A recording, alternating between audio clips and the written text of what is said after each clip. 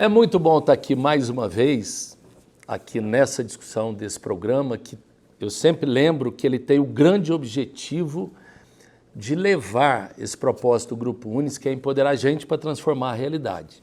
E hoje nós vamos ter um assunto que é polêmico às vezes, mas que cada vez mais no Brasil tem crescido, que é a questão do EAD. E eu quero falar com pessoas aqui hoje, estou recebendo por um grande orgulho meu, pessoas que vivem, acreditam e trabalham com EAD há muito tempo.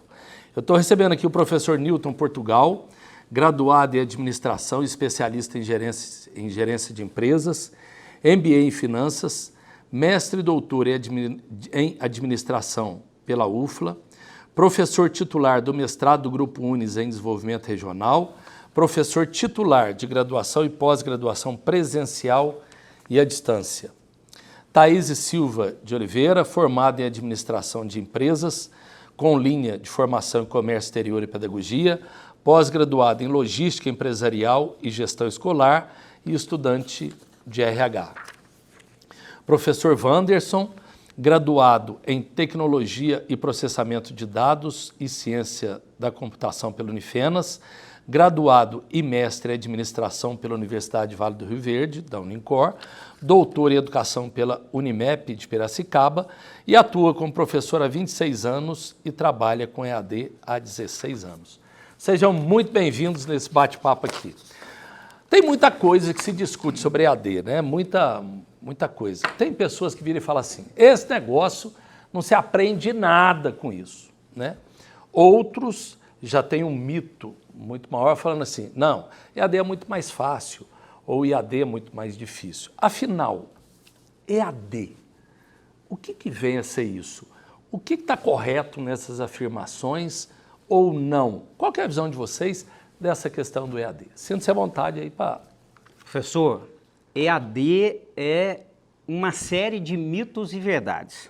O fato é que existe o EAD, a educação à distância, antes da pandemia e o EAD durante a pandemia. E a gente espera que outra educação à distância pós-pandemia.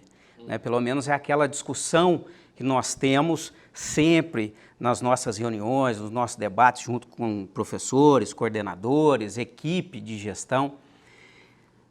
Para quem afirma que a EAD não é possível ou que não aprendo com EAD, a gente tem uma realidade aqui no nosso bate-papo.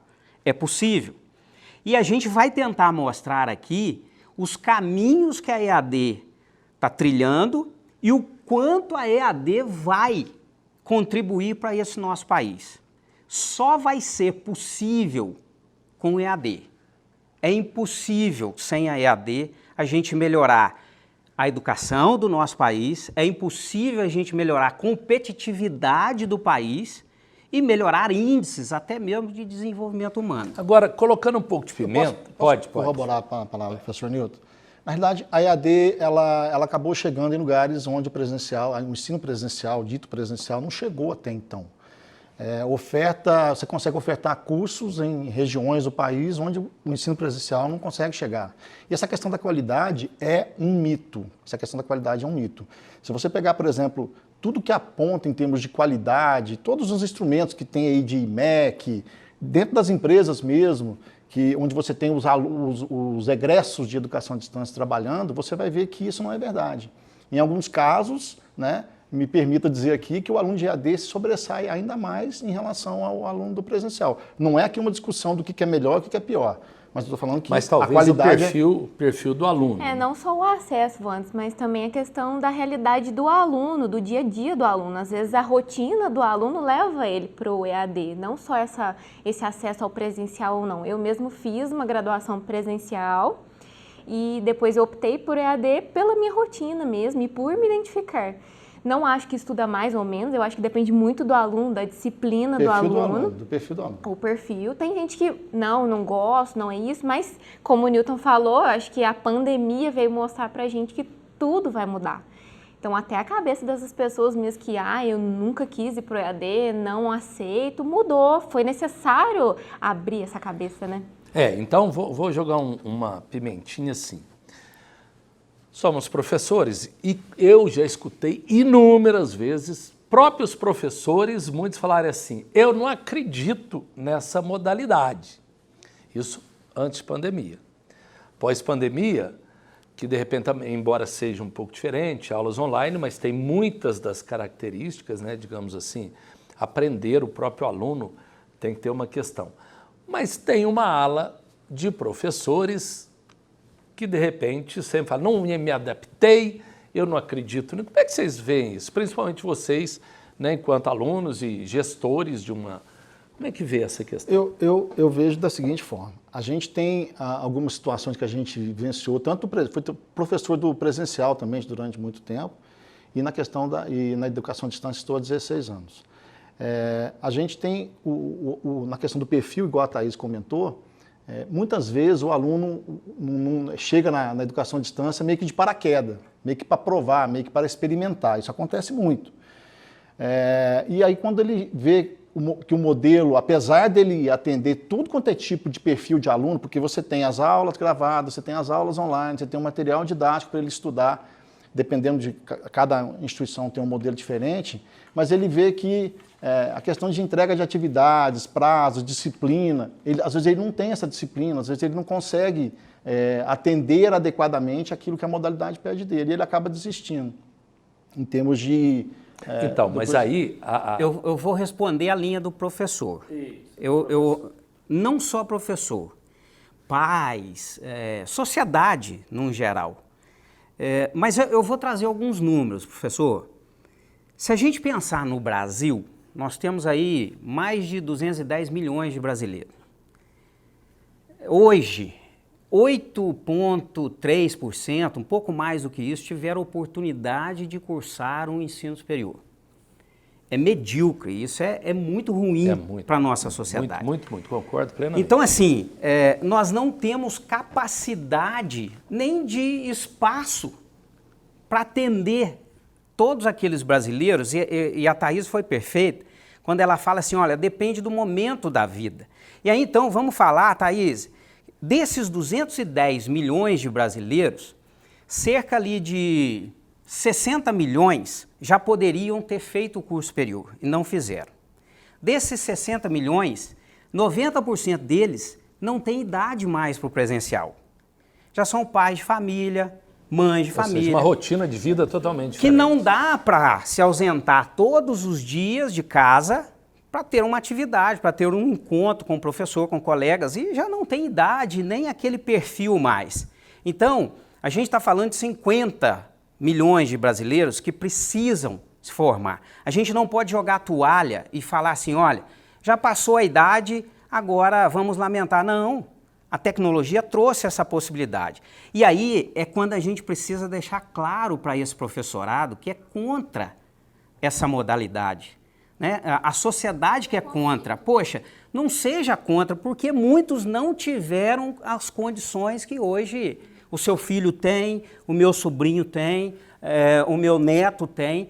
Então, a gente precisa resgatar esses milhões de brasileiros, dar essa oportunidade, entender que é muito importante a capacidade do aluno, o perfil dele, e entender do nosso lado enquanto instituição e entender enquanto sociedade. Olha, ele está tentando, ele pode começar, ele pode falhar. A gente vê na educação à distância, hoje nós tivemos uma discussão sobre evasão.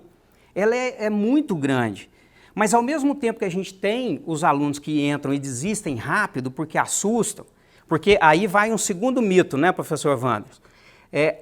Acreditam que é fácil. Ah, não, é fácil, é simples. Não é. Vai exigir dedicação, vai exigir estudos. Da mesma forma. São diferentes formas de estudos que a gente propõe, né? Uma aula gravada, uma aula ao vivo com o professor para ele tirar dúvida, é um material para ele ler. Cada um aprende de um jeito, cada um tem a sua... Trabalho em grupo, são perfis diferentes de aprendizagem, né? Inteligência múltipla para poder estar aprendendo. Mas a gente sabe também que a população brasileira, em questão de educação, ela é pouco resiliente, ela não persiste. Então, o que a gente estava discutindo hoje com professores? Que a gente tem uma evasão, mas tem um percentual dessa evasão que volta também. Fala, não, Agora eu acho que eu estou mais maduro. Eu achei que era fácil, não é, mas vai dar certo, eu vou retornar. E aí a gente tem que ter todo o carinho de abraçar esse brasileiro. Isso eu acho que é muito importante, gente, porque quando a gente faz algumas perguntas assim, até provocativas, é porque eu sei que várias pessoas têm isso. Mas eu sou um encantado e eu também sou fruto, digamos assim, de uma educação à distância. Talvez aqui desta mesa, colocando um pouco para vocês, eu seja o mais antigo de conhecer sobre o EAD, né, ensino à distância. Eu fui conhecer isso na Universidade Aberta de Portugal, que o pessoal lá de Portugal ensinava o pessoal da África com fita cassete, cada livro desse tamanho, por telefone. Foi lá o início, né? Vamos lembrar que antes no padrão disso, do Projeto Veredas aqui, né? isso, né? E vamos lembrar que também antes disso, a própria educação à distância tinha lá naqueles gibizinhos quando a gente comprava, que era uma coisa diferente. Como é que chamava aquela? Instituto Universal Brasileiro. Universal Brasileiro. Que começou lá atrás, que era possível, né? O que eu acho que é muito importante quando a gente pensa em AD, e para mim isso é muito claro, conhecimento, a forma de aprendizado não tem uma forma clara, um padrão estabelecido. O que tem são métodos diferentes e, ao mesmo tempo, características diferentes. Tem professores que vão se adaptar?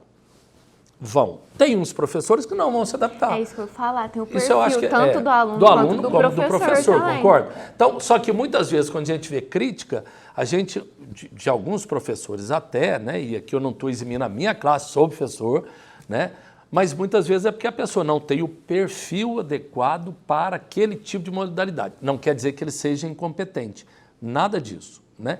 Mas a forma dele ser, dele enxergar e fazer as coisas, às vezes não é compatível, como também é aluno. E por isso que eu acho importante nessa roda a gente resgatar, como o professor Newton colocou algumas questões, né? Por quê?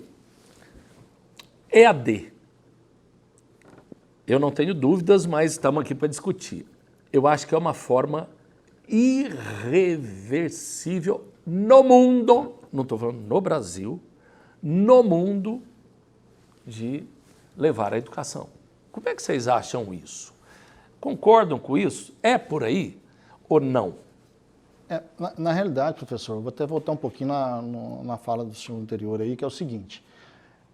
E educação à distância, se você analisar 30 instituições que ofertam AD, você vai ver 30 modelos diferentes. E que o professor vai trabalhar em modelos diferentes. Se você pegar nessa questão do que vai ser o futuro da EAD, nesse momento, por exemplo, o Conselho Nacional de Educação tem estudado para não falar mais em educação à distância, não falar mais em educação presencial, falar em educação. E que cada instituição vai criar o seu modelo, aí com a porcentagem de presencial que quiser, com a porcentagem EAD que quiser e da forma que quiser, do jeito que quiser trabalhar. Então, mas aí, e eu concordo com isso, porque pensa bem, até antes da pandemia, o presencial era encarado como eu estou aqui e você está aqui. Hoje, nós temos aula online. Eu não posso falar que essa aula não é presencial. Ou seja, talvez esteja até mais próximo, né? Mais próximo. Então, há uma mudança mesmo nisso? Está vendo? Vocês estão sentindo esse processo de mudança? Sim. Vocês estão ali ministrando EAD cada dia mais profundo. Está vendo essa... Professor, eu acho que muito pela quebra do preconceito, né? Pela quebra do preconceito e pela necessidade de adaptação. Então, o aluno que entrou acreditando que talvez seria mais fácil, ou que talvez era só ir ali e responder algumas perguntas sem ter muita interação, hoje, além dele refletir um pouco mais sobre a sua postura na caminhada, né, da sua formação, ele também está tendo filho em casa. Ele tem que acompanhar o filho, que a professora está ali na frente do computador, ou então está através de uma tecnologia, de um aplicativo no celular, né? Embora a gente ainda tenha limitações tecnológicas nesse nosso Brasil gigante, continental. Que é um dos grandes problemas, problemas ainda. Talvez o maior, talvez esse acaba sendo maior que... Dá um exemplo disso, só para o pessoal entender. Em locais que a internet não chega. Ou seja, a legal, internet não chega. Com certeza, um dos grandes limitadores.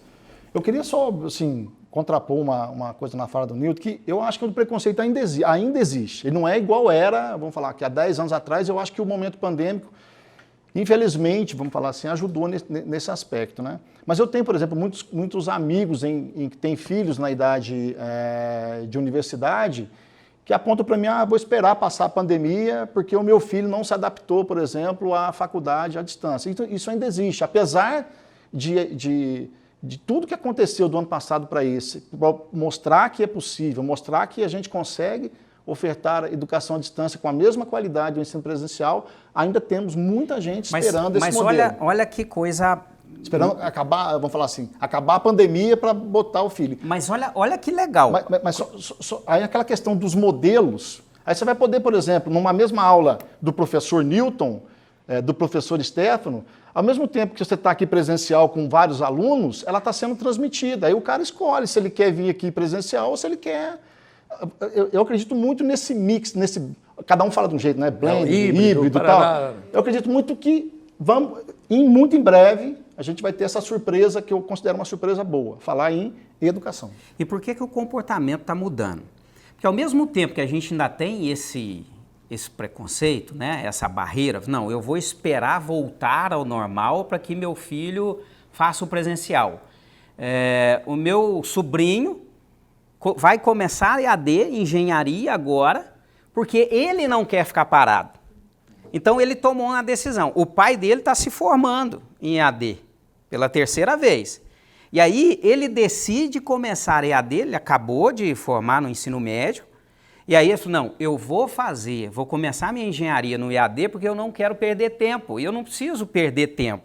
Então a gente tem sim o preconceito ainda, as pessoas que não, espera porque EAD talvez não seja bom, é bobagem, as coisas vão voltar ao normal, mas a gente já tem também pessoas, e eu dentro de casa estou vendo isso, e não foi uma decisão da mãe nem do pai, foi uma decisão do filho, mas olhando para o pai, falou, não, mas espera aí, meu pai está fazendo, já fez outras tantas, eu tenho essa opção, por que eu não vou fazer nesse momento? Para que eu vou ficar um semestre, um ano esperando? Eu não sei quando a pandemia vai embora. Mas uma coisa aí também, para jogar um cadinho de pimenta, a gente fala de preço. E muitos falam assim, não, é mais barato porque é pior. Né? A gente já escuta várias, não. Tanto que tem um curso que é X, que é o chamado presencial, o curso é Y, o preço é totalmente diferente, não, mas é muito pior. Né? Eu não escolhi. Isso também, essa questão da precificação, isso não é um dos fatores também que acaba induzindo um pensamento diferente? Já que a gente tem aquela questão, muitas vezes, do preço da seguinte coisa, no nosso subconsciente, aquilo lá é mais caro, aquilo lá é bom, é barato, é ruim. Isso não traz um pouco desse estigma, desse pré-conceito? A gente, a vida inteira, quando a gente vai falar em educação à distância, a gente sempre ouve o termo assim, ou a pergunta, né, de repente na cabeça do aluno. O que aquela faculdade tem de diferente? O que ele tem de diferencial? O que ele tem de diferente? E aí, muitas vezes, quando a faculdade começa a responder, a instituição começa a responder, flexibilidade de horário, flexibilidade de tempo. A maioria dos valores que o aluno enxerga ali antes de entrar na instituição é o que quase todo mundo tem, quase todo mundo oferece, vamos falar assim. No final das contas, quando ele mede, mas isso aqui tem aqui também, aqui também, na onde que ele vai? Às vezes ele vai lá no preço. Mas se isso aqui está sendo ofertado aqui e aqui do mesmo, essa mesma, bota na balança ali, ele de repente ele opta pelo mesmo preço.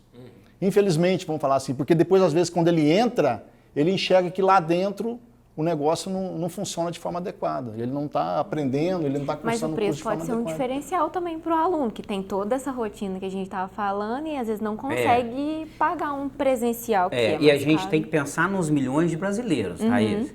Porque quando a gente fala desses 54 milhões de brasileiros com um perfil preparado, pronto para a educação superior e que já fugiu da faixa etária do presencial, a gente também tem que levar em consideração a capacidade socioeconômica desse brasileiro. E ele só vai poder fazer um curso superior se comprometer um pequeno percentual da renda, porque é arrimo de família, ele tem que sustentar o filho, a mãe, o pai, a esposa, ou então os companheiros em casa. Então tem toda essa configuração e a gente tem que levar o lado... Agora eu vou puxar a sardinha para as finanças, que é a minha praia.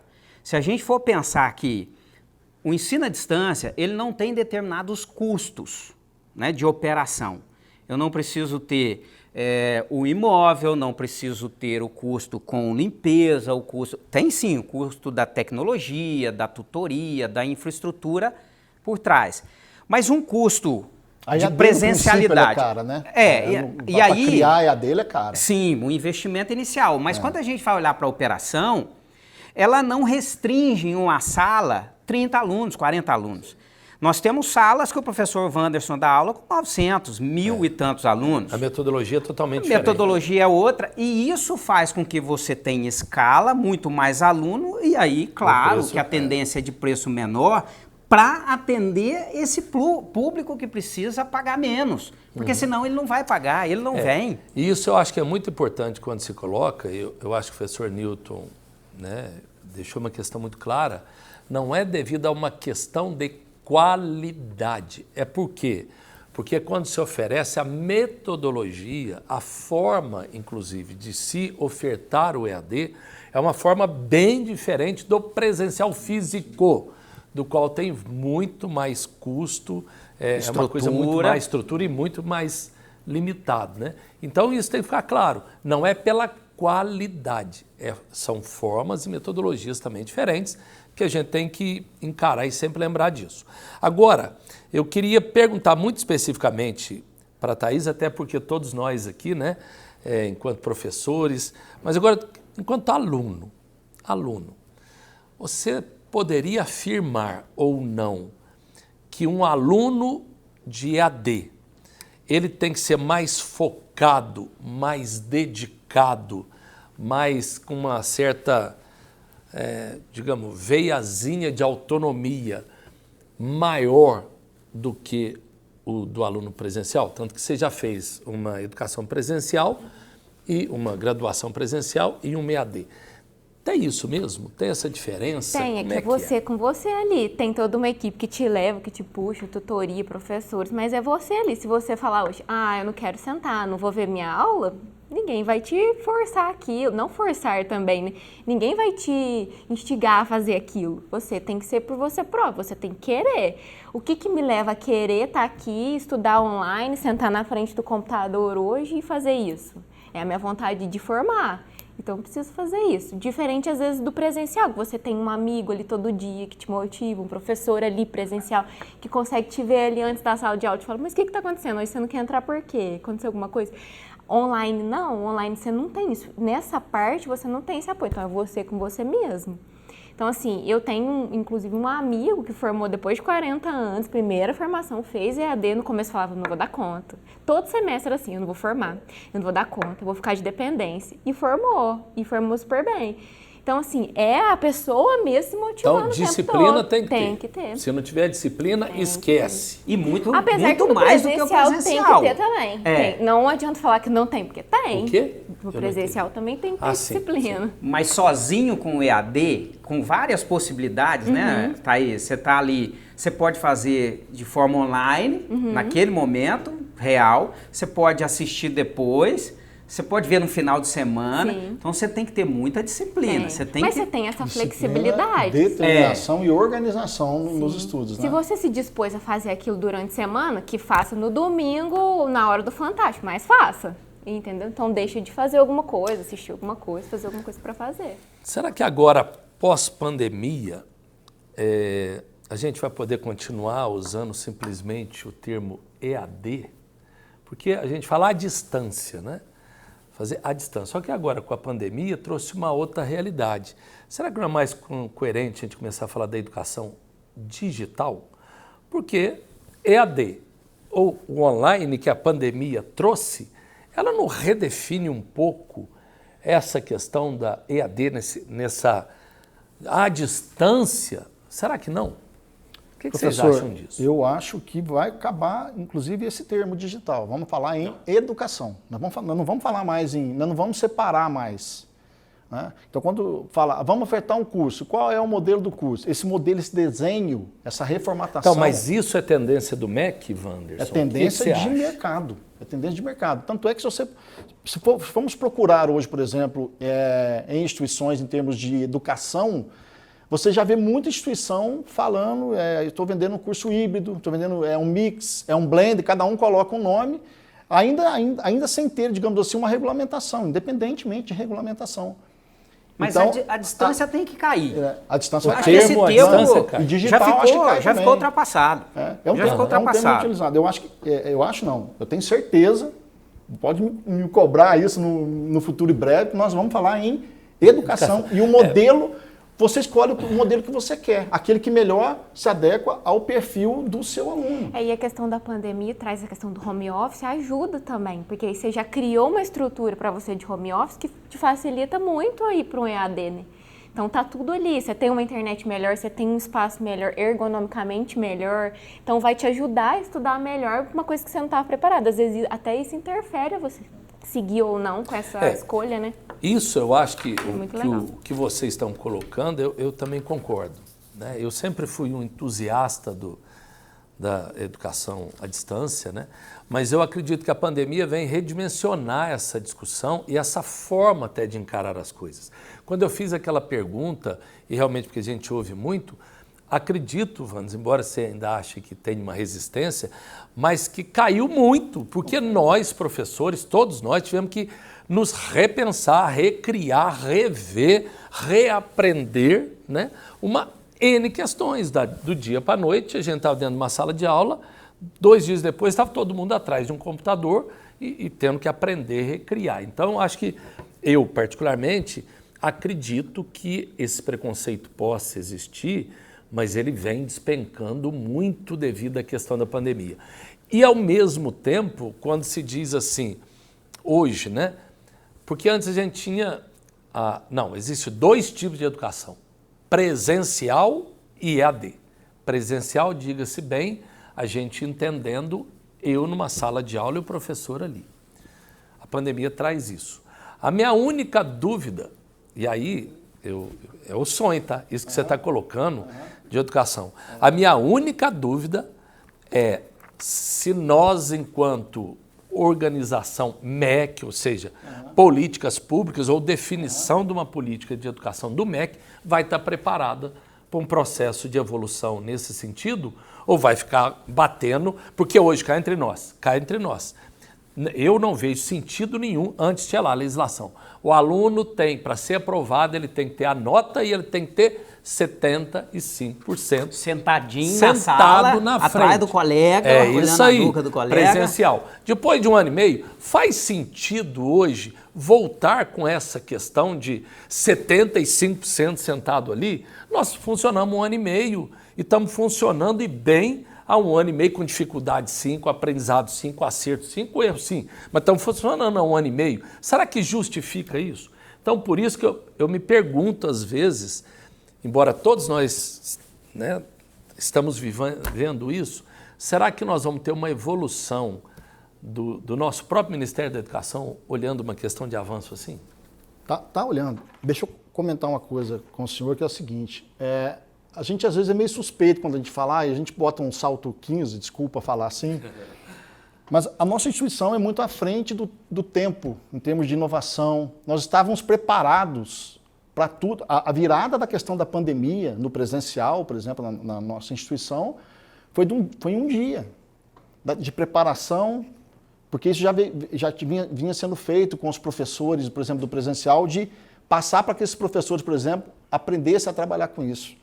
Eu tive avaliação pelo MEC, fui como avaliador pelo MEC em 6 instituições entre 2019 e 2020, 4 dessas instituições quebraram, porque não estavam preparadas para esse modelo. Os professores não estavam preparados para esse modelo, os alunos não estavam preparados para mudar da noite para o dia e encarar esse modelo. Né? E assim, muitas vezes a instituição fala assim, coloca lá um material num repositório digital, grava uma aula mais ou menos lá e, de repente, cria-se um modelo em que a Thaís é uma professora que cria um modelo de trabalho. Você é um professor que cria um modelo de trabalho. Eu sou um professor, 4 modelos diferentes, o aluno ali tem que aprender o modelo dela, o seu, o meu e o dele. Sem um padrão organizado, sem uma situação organizada para isso. E quebra, os alunos vão, não, eu não quero fazer isso, eu não quero... Porque muitas instituições também não souberam fazer educação, não souberam se adaptar nesse momento pandêmico e colocar uma educação à distância dentro de um formato para o ensino presencial, mas aqui por exemplo. eu pergunto, nessa questão, aí a minha pergunta é um pouco... As organizações, as instituições, sim, eu acredito que muitos se adequaram, etc. Retorno da pandemia. Vocês estão mais à frente. O MEC, porque querendo ou não, uma instituição de ensino, ela tem seu grau de autonomia, etc., mas tem coisas que tem que seguir, que são diretrizes claras. Então você, como avaliador, vai lá e fala, não, está totalmente fora. O que eu pergunto é, pós-pandemia, nós vamos ter mudanças no MEC de visão absurdas ou não? Precisa ter. Vai ter. Vamos acreditar que tenha. Porque se o MEC não acordou e a gente acredita, né, quer ser positivo e quer acreditar que tenha, porque alguns sinais já vinham sendo dados. Por exemplo, 2018 foi o primeiro ano que o número de vagas ofertadas no ensino superior brasileiro ultrapassou a modalidade à distância, ultrapassou o presencial. Então o presencial ficou com 6 milhões e poucas vagas, né, para ingressantes, e o EAD chegou a bater quase 8 milhões. Lembrando que a gente tem 60 milhões de brasileiros não atendidos. Então, agora que está a minha conta aqui, para fechar o raciocínio. Se a gente não tiver o EAD e for depender só do presencial, primeiro que o perfil não conversa, não vai para a sala de aula presencial 90% desses brasileiros, né, desses 60 milhões. E aí o que acontece? 6 milhões de vagas, se fosse todo mundo, a gente levaria 10 anos para atender a população que ainda não se formou e que já deveria ter se formado. A competitividade do nosso país, o que precisa? 5 brasileiros trabalhando é um norte-americano. E a relação pode parecer uma bobagem, mas é PIB per capita. Sim. Tá? PIB per capita. Por que essa relação existe? Porque lá é 42% da população total com educação superior. Aqui nós somos 8% com educação superior. Então é 5 vezes maior. Quando você olha para o PIB, essa relação conversou. Está conversando. E nós temos brasileiros que precisam se formar, que precisam ir para uma sala de aula virtual no seu tempo, com flexibilidade, com melhor condição em casa, com uma internet que o atenda. Agora, o MEC tem que acordar para isso, porque se 2018 teve essa mudança de oferta, 2019, antes da pandemia ser alarmada em março, em fevereiro, dos 3 milhões e 600 mil brasileiros que ingressaram no ensino superior, 2/3 ingressaram na modalidade à distância. O brasileiro já entendeu que é esse o caminho. Então, o MEC... Não, já mudou, precisa né, professor? entender, Na verdade, a gente assim, percebe. o modelo de avaliação, por exemplo, professor, que antes era tudo em loco, quando ia avaliar um curso, Sim. já é online. Né? A avaliação agora é online. É virtual. É virtual. O que o Não Nilton tem falou mais. é legal, porque agora você vê um outro perfil de aluno pro EAD, aquele que está saindo do ensino médio, porque ele já Sim. teve uma realidade de aulas não Experimentou. presenciais. Isso. Experimentou, gostou, ele vai querer que continue assim, e o Ministério da Educação Porque vai são, precisar olhar Thaís, isso. são milhões de brasileiros também que vão se formar na educação básica sem condições de ir para o presencial. A gente nunca vai acabar o presencial. Porque nós temos jovens que querem curtir a universidade, que querem ir conviver e faz parte da vida deles. Mas nós temos quase 80% dos jovens brasileiros que se formam na educação básica que não vão para o ensino superior porque não têm condições de fazer um curso por R$1.000. Mas aquele curso que ele sonhava, é possível ele fazer a 200 e pouco, a 100 e pouco. Poxa vida! Então, por que não a gente puxar essa garotada também, que está ficando às margens da educação superior brasileira e jogando o nosso país com uma péssima competitividade no mundo? Bom, nós ficaríamos, ainda mais professores aqui discutindo educação, nós passamos dias, né? Mas está dando horário e eu só gostaria de, pelo menos, colocar uma coisa antes de passar para as considerações finais. Eu sou uma pessoa que acredito muito no processo de educação à distância. Quando eu falei que eu sofro disso, né, o primeiro, talvez um dos primeiros experimentais ainda com a Universidade Federal de Santa Catarina, o meu mestrado foi numa modalidade assim pela Federal de Santa Catarina. E eu tinha feito antes e eu posso dizer para vocês que foi uma experiência que me apaixonou nessa questão do EAD, né?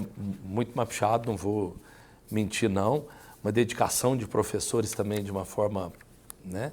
Então, fica aí a dica para aqueles que têm medo, não tem que ter medo não, o sonho está aí para ser vivido. Para a gente encerrar, eu gostaria que cada um de vocês pudesse falar assim, se tivesse que deixar uma mensagem final para aquelas pessoas que estão nos vendo sobre EAD, o que vocês falariam? Professor Nilton, vamos começar assim como nós viemos. Professor. Olha, meu pai falava quando a gente ainda era muito pequeno, muito novo, a educação, o conhecimento, ninguém vai tirar de você, filho. Então estude, porque o estudo pode mudar tudo da sua vida. E o grande sonho dele era ser um engenheiro, e ele não teve condições de fazer engenharia, ele não teve condições de estudar, porque era o mais velho de 14 irmãos, teve que ajudar o pai a sustentar. Então a gente entendeu essa mensagem, né? Somos 3 irmãos, estudamos, tivemos toda uma caminhada que não foi fácil, mas a gente entendeu que essa mensagem era importante. Então, para que essa mensagem possa chegar para os milhões de brasileiros que não tiveram condições e que também não vão ter ou que já passaram da idade da educação superior presencial, a educação à distância ou a educação digital ou a educação, porque é a formação, é o momento dele da aprendizagem, é o momento do professor ali dividindo com ele, é essa caminhada para a gente mudar esse nosso país, para a gente levar uma qualidade de vida melhor para as famílias, para as pessoas, sonhos e transformar realidades. Então, só a educação é capaz disso. E meu pai já falava isso há muito tempo. Hoje, de fato, a gente concretiza essa fala. Vale sim, e vale a gente lutar todos os dias para que o nosso aluno esteja com a gente nos ambientes físicos ou também que eles estejam nos ambientes virtuais, né? Pelo Brasil aí, espalhado em quase todos os estados. É uma alegria muito grande nossa. A gente tem um entusiasmo gigante. São alunos de vários estados, em mais de 200 polos, cada um fala do seu jeito, do seu sotaque.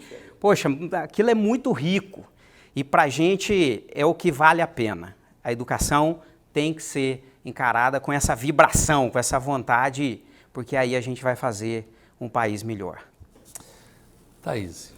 Bom, eu queria falar para o pessoal encarar, não deixar passar essa oportunidade. Acho que não tem hora, a hora é agora e, assim, deu certo comigo, assim como daria certo com qualquer um. Todo mundo deveria encarar essa oportunidade. Não tem hora realmente para poder encarar. Os professores estão aqui, sabem disso, dessa realidade, já estão no presencial ou no EAD, mas, assim, é perfeito. Eu gostei muito, sou suspeito para falar também, estuda mais, sim. Mas é isso aí, a gente... Estamos juntos aí e vamos formar todo mundo, igual o Nilton falou, para ter um país melhor para todo mundo. Professor Wanderson. Estar presente ou estar distante é uma questão de espírito.